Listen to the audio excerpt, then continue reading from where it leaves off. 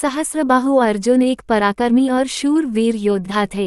भगवान द्वारा उन्हें हर प्रकार की सिद्धियां प्राप्त थी और वायु की गति से पूरे संसार में कोई भी रूप धारण कर जब चाहे विचरण कर सकते थे।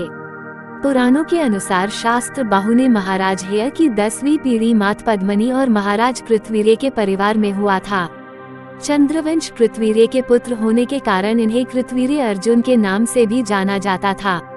इसके अलावा पुराणों और ग्रंथों में हेयाधिपति, सहस्रार्जुन, दशग्रीवविजयी, सुदर्शन, चक्रावतार, सप्तद्रविपाधी, कृतवीर्य नंदन, राजेश्वर आदि आदि के नामों का भी वर्णन है।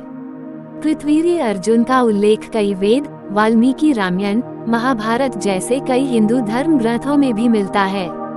भगवान विष्णु पुराण के अनुसार कृतवीर्य अर्जुन की उत्पत्ति श्री हरि विष्णु और माता लक्ष्मी द्वारा हुई है। धार्मिक कथाओं और ग्रंथों के अनुसार सहस्त्रबाहु अर्जुन विष्णु के 10वें अवतार दत्तात्रेय के उपासक थे और अपनी कठोर तपस्या व भक्ति आराधना से भगवान दत्तात्रेय को प्रसन्न कर उनसे 10 वरदान प्राप्त किए थे, जिसमें उन्हें 1000 भुजाओं का वरदान भी मिला था और तभी से इनका नाम सहस्त्रबाहु अर्जुन व बाहुबली भी कहा जाने लगा था। दत्तात्रेय दावरा वरदान पाने के बाद सहस्त्रबाहु महिष्मती नगरी के चक्रवर्ती सम्राट बन गए थे। वर्तमान में यह नगरी मध्य प्रदेश में महासेवर नाम के नाम से जाना जाता है।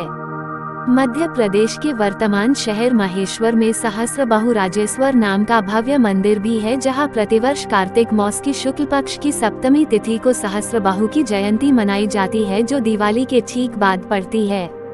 सहस्त्रबाहु अर्जुन की जयंती के समय महेश्वर नगर में उत्सव जैसे माहौल रहता है और कई दिनों तक उनकी पूजा अर्चना भी की जाती है, जो एक बड़े भंडारे के साथ समाप्त होता है। सहस्त्रबाहु के मंदिर के बीचों बीच शिवलिंग व राजेश्वर सहस्त्रबाहु जी की समाधि है, जहां लगभग 500 वर्षों से घी के दीपक अखंड प्रज्वलती है। हिंदू शास्त्रों के अनुसार एक बार रावण सहस्त्रबाहु को हारने की इच्छा से उसके नगर महिष्मती पहुंच गया, जो नर्मदा नदी के तट पर बसा हुआ था। रावण नर्मदा नदी के तट पर पहुंच अपनी शक्तियों को बढ़ने के लिए भगवान शिव की आराधना करने लगा।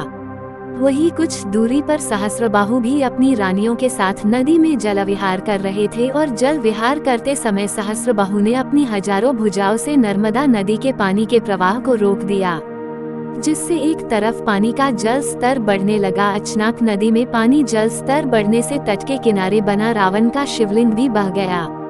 ये देख रावण ने अपने सैनिकों को नदी का यूं अचानक जल स्तर बने का कारण पता लगाने के लिए भेजा। जब सैनिकों ने रावण से आकर नदी के पानी रुकने की बात बताई तो रावण क्रोधित हो सहस्त्रबाहु को युद्ध के लिए ललकारने लगा। इधर सहस्त्रबाहु भी एक पराक्रमी योद्धा, रावण द्वारा बार बार ललकारने पर वह भी रावण के समक्ष उपस्थित हो गया और देखते ही देखते दोनों योद्धाओं के बीच महायुद्ध छिड़ गया। दोनों के बीच युद्ध बराबरी का हो रहा था। यह महायुद्ध कई दिनों तक चला। अंत में सहस्त्रबाहु अर्जुन ने इस युद्ध से क्रोधित हो अपने विशाल और विकराल रूप में आ गया।